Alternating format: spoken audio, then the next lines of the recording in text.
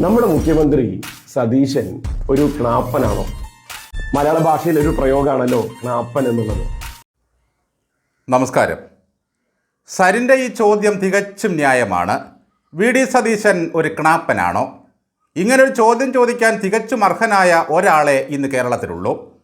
എന്തായാലും വിജ്ഞാന കൈരളിയിൽ 80,000 രൂപ പ്രതിഫലത്തിന് പിണറായി വിജയൻ്റെ വിനീതദാസനായി ജോലിയിൽ കയറിയ ഈ ബഹുമാന്യ വ്യക്തി വലിയ ഗവേഷണങ്ങൾ നടത്തി തപ്പിയെടുത്ത ഒരു വാക്കാണല്ലോ ഇത്.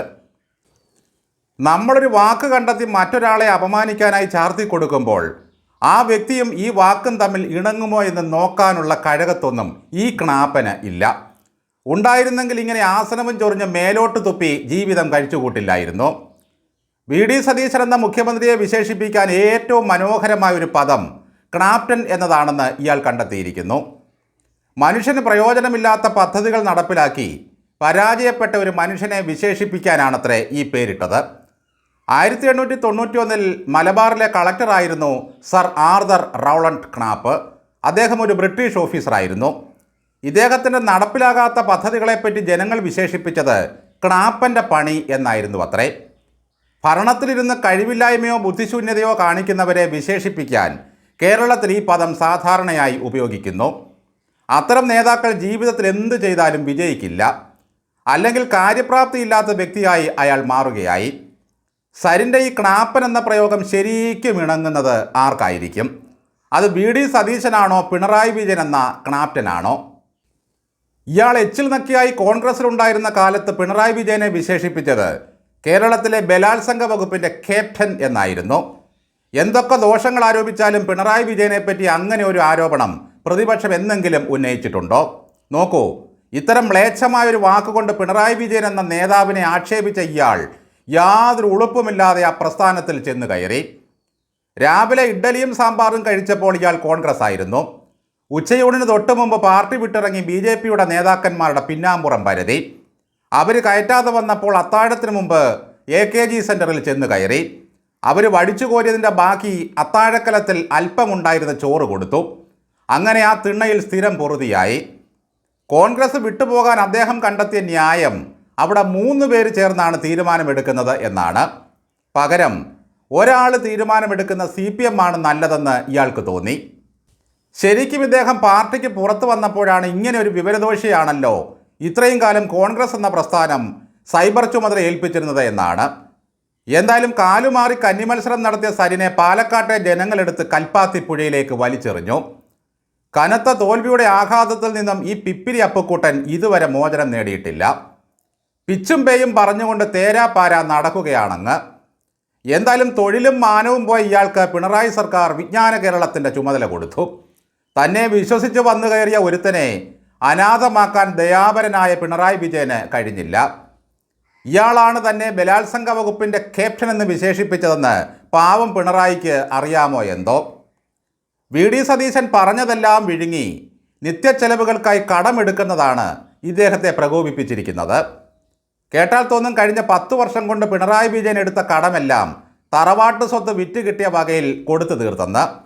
പ്രതിപക്ഷ നേതാവായി ഇപ്പോൾ പോയി ചാമ്പ ചൂടിയിരിക്കുകയാണ്. എല്ലാ കടങ്ങളും വീട്ടി.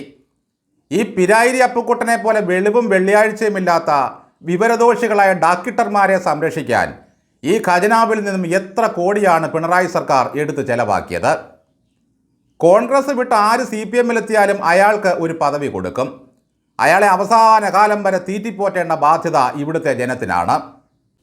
മരപ്പാവയായ പിണറായി വിജയൻ്റെ സ്ഥാനത്ത് മനുഷ്യപ്പറ്റും മാന്യതയും വകതിരിവും ഭരണ നൈപുണ്യവുമുള്ള ഒരാൾ മുഖ്യമന്ത്രിയായി വന്നതോടെ സകല അപ്പുക്കുട്ടന്മാരുടെയും കാറ്റുപോയി. എപ്പോൾ ഏതെല്ലാം തരത്തിലുള്ള പരിഹാസങ്ങളാണെന്നോ. സ്വന്തം മകളെ EDയുടെ റഡാറിൽ നിന്നും രക്ഷിക്കാൻ എന്തുണ്ട് മാർഗമെന്ന് ആലോചിച്ച് ദുഃഖാർത്തനായി ഇരിക്കുകയാണ് പിണറായി വിജയൻ.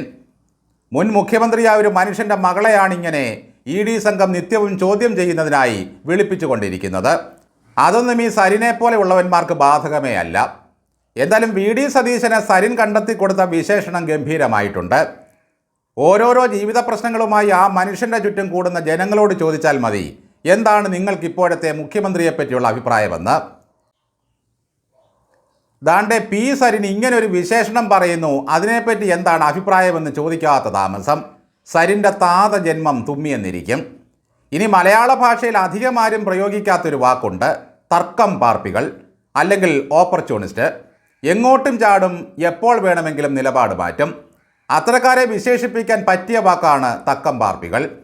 അല്പം കൂടി വ്യക്തമായി മനുഷ്യന് മനസ്സിലാകുന്ന ഭാഷയിൽ പറഞ്ഞാൽ എച്ചിൽ കണ്ണൻ അഥവാ ഉച്ഛിഷ്ടഭോജി എന്ന് ഇവരെ വിളിക്കാം. അങ്ങനെ നോക്കുമ്പോൾ കേരളത്തിലെ ജനത ഒന്നടങ്കം പി സരിന് ഇടാൻ നിർദ്ദേശിക്കുന്ന പേര് എന്തായിരിക്കും? സംശയമില്ല, ഉച്ഛിഷ്ടഭോജി. പിണറായി വിജയൻ്റെ ഉച്ഛിഷ്ടവും അമേധ്യവുമാണ് ഇയാളുടെ ഉച്ഛിഷ്ടഭോജ്യം. അങ്ങനെ വ്യാഖ്യാനിക്കേണ്ടി വരും നമുക്ക്. CPM അടപടലം തോൽക്കുന്നതിന് മുമ്പ് തന്നെ കിളി പോയ വെളിവും വെള്ളിയാഴ്ചയും നശിച്ച ഒരുത്തനായിട്ടേ ഈ പി സരിനെ ജനം കാണുന്നുള്ളൂ. അപ്പോൾ പിന്നെ ഇയാൾ ചെന്ന് കയറിയ പാർട്ടി നിലംപരിശായി ചത്തുകിടക്കുമ്പോൾ തൻ്റെ രാഷ്ട്രീയ ശത്രുവിനെ വിശേഷിപ്പിക്കാൻ ക്ലാപ്പൻ എന്ന പദം ഉപയോഗിക്കുന്നതിൽ യാതൊരു തെറ്റുമില്ല. എന്തായാലും രാത്രി കിടക്കുന്നതിന് മുമ്പ് കണ്ണാടി നോക്കുമ്പോൾ സരിൻ സ്വയം ഒന്ന് ചോദിക്കണം, ഞാനൊരു ഉച്ഛിഷ്ടഭോജിയാണോ? ആ കണ്ണാടി പ്രതിബിംബം 100 വട്ടം നിങ്ങളോട് പറയും അതെ അതെ എന്ന്. ഇന്നു മുതൽ പി സരിൻ പല പല പേരുകളാണ് അധികമായി ചാർത്തി കിട്ടാൻ പോകുന്നത്. ഒന്ന് ക്ലാപ്പൻ സരിൻ, മറ്റൊന്ന് നേരത്തെ നാട്ടുകാരിട്ട പിരായി അപ്പുക്കുട്ടൻ, ഇപ്പോൾ മറ്റൊന്നുകൂടിയായി ഉച്ഛിഷ്ടഭോജി.